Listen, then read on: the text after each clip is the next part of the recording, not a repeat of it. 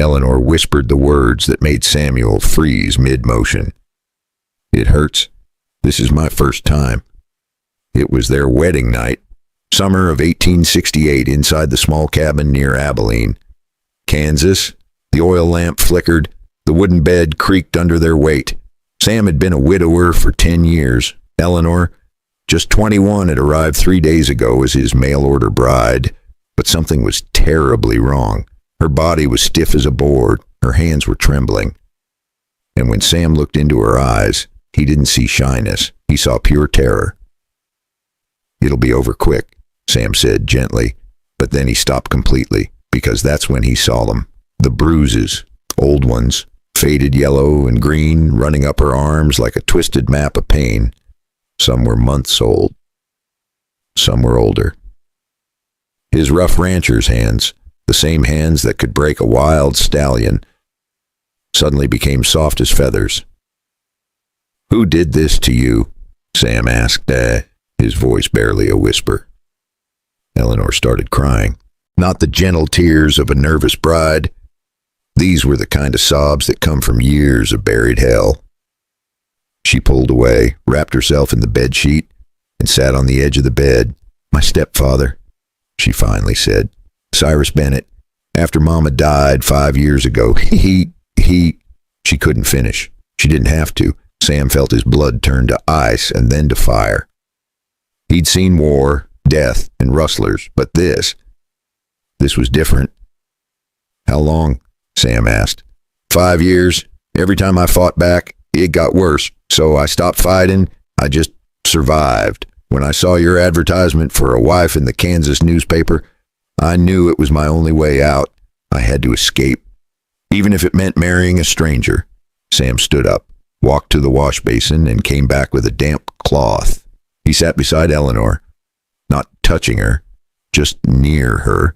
"Listen to me real careful," Sam said, his voice steady and calm. "You're safe now. I didn't bring you here to hurt you. I brought you here because I needed a partner, not a servant. And partners don't hurt each other. You understand me?" Eleanor looked at him through wet eyes. She nodded slowly. "We're going to take this real slow." Sam continued, "There's no rush. We got all the time in the world. Tonight, you sleep on the bed. I'll take the floor. And tomorrow, we'll start over, as friends first. Then we'll see where it goes. Deal?" For the first time since arriving in Kansas, Eleanor smiled. It was small, broken, but it was real. "Deal," she whispered. Sam grabbed a blanket and made himself a spot on the wooden floor. As he lay there staring at the ceiling, one question burned in his mind. What kind of monster puts his hands on a defenseless girl for 5 whole years? And more importantly, what would Sam do if that monster ever showed up at his ranch? The next morning, Eleanor woke up to the smell of coffee and bacon. Back in Ohio, she'd always been the one cooking. Cyrus would yell if breakfast wasn't ready by sunrise. But here, Sam was already at the stove, flipping bacon in a cast iron skillet like it was the most natural thing in the world. "Morning," Sam said without turning around. "Hope you like your eggs scrambled. I ain't fancy, but I can feed us."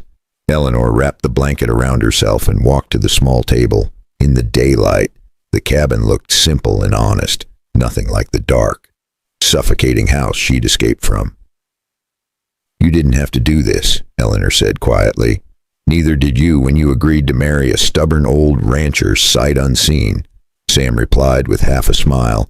"Now eat up. We got work to do." Over the next few weeks, Sam taught Eleanor everything. How to milk the cow named Bessie, who had an attitude problem. How to ride his gentlest horse, a mare called Daisy. He never rushed her, never raised his voice, never lifted a hand. On cool evenings, he'd line up empty bottles on the fence and put his spare revolver in her hands. The first few shots rattled her so bad she could barely breathe, but after a couple of weeks she could knock a bottle clean off a post at 20 feet. At first, Eleanor flinched every time Sam moved too quickly. But slowly, day by day, the flinching stopped. One afternoon, while they were mending a fence together under the brutal Kansas sun, Eleanor actually laughed. It was the first real laugh Sam had heard from her. "What's so funny?" Sam asked, wiping sweat from his forehead. You, Eleanor said, grinning. You just cussed at that fence post for 5 straight minutes like it personally insulted your mother. Sam chuckled. Well, it's a stubborn post. Runs in the family. They worked side by side until sunset. And that night, for the first time, Eleanor didn't ask Sam to sleep on the floor. You can sleep on the bed, she said nervously. I trust you. Sam nodded slowly. Only if you're sure. I'm sure. They lay on opposite sides of the bed that night, a good 2 feet between them. But sometime around midnight, Eleanor's hand slowly moved across the sheets. Her fingers found Sam's rough, calloused hand, and she held it.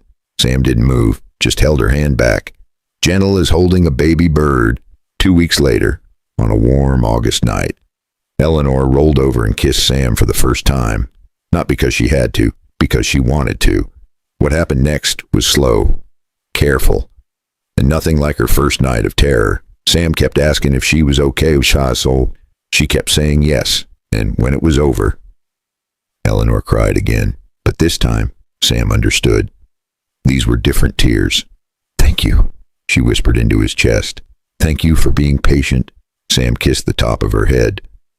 Thank you for giving an old man a second chance at something real.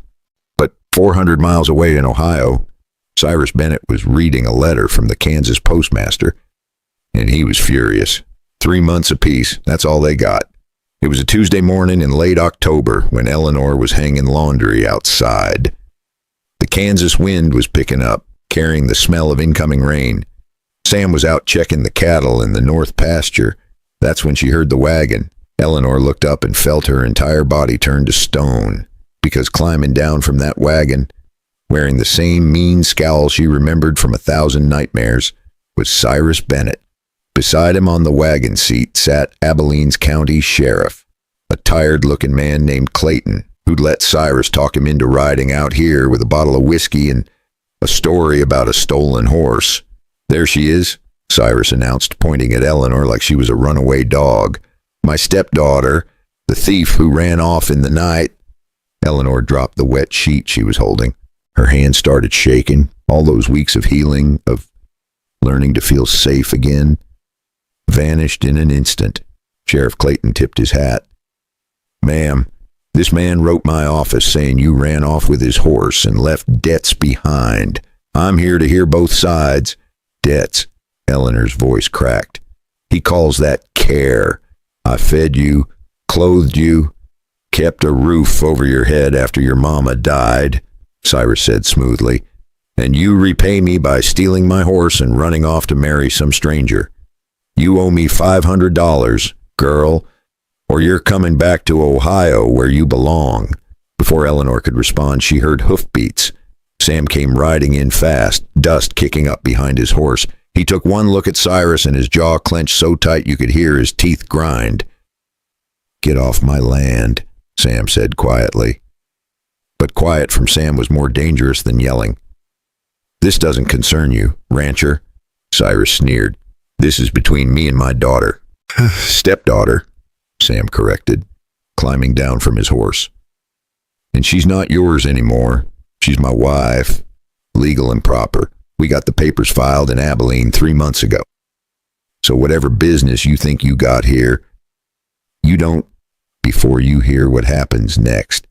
Do me a favor, hit that subscribe button right now, because this story is about to get real interesting. Pour yourself some coffee, settle in, and let me know in the comments what time it is where you're listening from. I love hearing from you folks. Now, where was I? Right, the showdown. Cyrus smiled that oily smile of his. She still owes me $500 for her upbringing. A man's owed for that kind of care, mister. Sheriff here will tell you. Sheriff Clayton looked uncomfortable. All I know is he claims you owe him money and a horse. Out here. That can be serious business. Show them, Sam said suddenly, looking at Eleanor. Sam, no, Eleanor whispered. Show them, Sam repeated, his voice gentle but firm. These men need to understand exactly what kind of care you got. Eleanor's hands trembled as she slowly unbuttoned her sleeve. She rolled up the fabric, revealing the landscape of old scars and faded bruises that still marked her skin like a map of hell. Sheriff Clayton's face went pale. 5 years, Eleanor said, her voice stronger now. 5 years of this. That's the care he's talking about. But Cyrus wasn't done yet. Not by a long shot. Sheriff Clayton stared at those scars for a long moment. Then he looked at Cyrus with disgust. Mr. Bennett, I strongly suggest you get back in that wagon and ride for Ohio before I decide to wire your hometown judge and ask a few hard questions. Beating on a girl like that is a crime where I come from. Cyrus's face turned red. She's lying. Those scars could be from anything. Farm work, accidents. 5 years worth of accidents. Sam stepped forward. On a girl who was locked in the house most days. Try again. The sheriff nodded. You got 1 hour to be on the road out of this county, Mr. Bennett. After that, I'm filing a report. And trust me, word travels fast between Kansas and Ohio law. Cyrus climbed back into his wagon, but the look he gave Eleanor was pure poison. This ain't over, girl. You hear me? This ain't over. They watched him ride away. Dust trailing behind the wagon. Eleanor collapsed into Sam's arms, shaking. Sheriff Clayton tipped his hat and left soon after, promising to keep an eye out. It's done, Sam whispered into Eleanor's hair. He's gone. Still, as he slid the bolt across the cabin door that evening, a hard knot sat in Sam's gut. Men like Cyrus didn't swallow humiliation easy, but Sam was wrong. That night, around 2 a.m., Eleanor woke up to the sound of breaking glass. She sat up in bed, heart pounding. Sam was already reaching for his shotgun in the corner. Stay here, Sam whispered. But Eleanor knew that sound. She knew that heavy footstep on the porch. She'd heard it 1,000 times back in Ohio, usually right before the beatings started. Cyrus had come back. I know you're in there, Cyrus yelled from outside. You think you can embarrass me in front of a lawman and get away with it? You think you can just leave? Sam moved toward the door, but Eleanor grabbed his arm. No, this is my fight. Eleanor, no. He's been controlling me through fear my whole life. Sam, if I don't face him now, I'll be looking over my shoulder forever. Before Sam could argue, Eleanor grabbed his spare revolver from the drawer. Her hands weren't shaking anymore. She walked to the door and opened it. Cyrus stood there on the porch, drunk and angry, pistol in hand. But when he saw Eleanor with her gun pointed straight at his chest, he froze.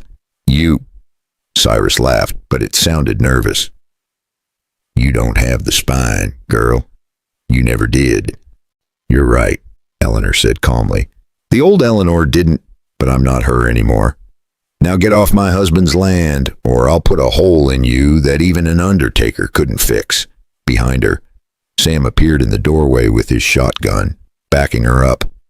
She means it, Cyrus, and even if she misses, I won't.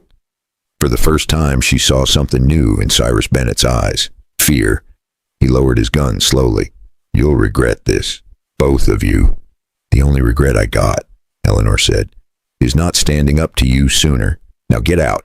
And if you ever come back to Kansas, they'll be measuring you for a pine box. Cyrus stumbled backward, got on his horse, and rode off into the darkness. Eleanor stood there on that porch after he was gone, still holding the gun. Then her knees buckled. Sam caught her before she fell. It's over, Sam said. This time, it's really over. But was it? 1 year later, summer of 1869. The Kansas sun was blazing hot again, but this time everything felt different. The ranch had grown, and the garden Eleanor planted was bursting with life. And Eleanor, she was sitting on that same wooden bench outside the cabin, no longer the terrified girl who arrived a year ago. Her belly was round with their first child, and when she smiled, it reached all the way to her eyes. One blistering afternoon, Sam came in from the fields and let himself drop onto the cabin steps. Eleanor, 7 months along, sat one step above him in her thin white dress. The heat made them both bold. She leaned down, kissed him slow, and just then their old gelding wandered up and stood watching them, ears flicking, like he couldn't believe what he was seeing. What happened next under that Kansas sun was sweeter than their wedding night ever was. Sam felt that warm, full feeling he thought he'd never have again after his first wife died. "How you feeling?" Sam asked, kneeling down beside her, like I'm about to explode. Eleanor laughed, rubbing her belly. "This baby's got your stubbornness, I can tell already." They hadn't planned the timing, but out here life didn't ask permission before it grew. Sam pressed his ear gently against her stomach, listening. "That's my boy in there, or girl. Don't matter which, long as they got your courage." Eleanor ran her fingers through Sam's graying hair.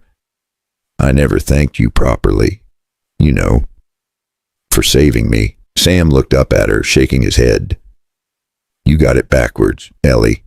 You saved me. I was just a lonely old man going through the motions before you showed up. You brought life back to this place, back to me." She leaned down and kissed him softly. "We saved each other. Then, how about that? Sounds about right." As the sun climbed higher, painting the Kansas sky in shades of gold and blue, Sam thought about everything they'd been through, the pain, the fear. Months later, a short note from Sheriff Clayton had mentioned a rumor that Cyrus Bennett got himself knifed in some bar back in Ohio. Maybe it was true, maybe it wasn't.